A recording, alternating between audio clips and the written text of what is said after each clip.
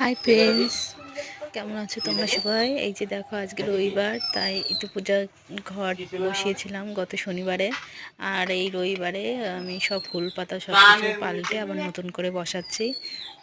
আর ইতু পূজার একটা মন্ত্র আছে যে কাটে কুটে কুড়িয়ে এলাম, ইতুর কথা শুনে এলাম, এই পুজো করলে কি হয়, নির্ধনের ধন হয়। তার আর সাথে ঘট বসানো, আমি আগে ঘরের পুজোটা করে নিয়েছি, ওই যে করার পরে আমি ঘরটা বসিয়েছি।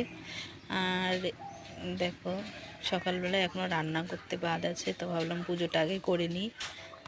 তোমরা তোমাদের কাদের কাদের এই ঋতু পূজার নিয়ম আছে, আর কারা কারা করো, একটু কমেন্ট করে জানিও।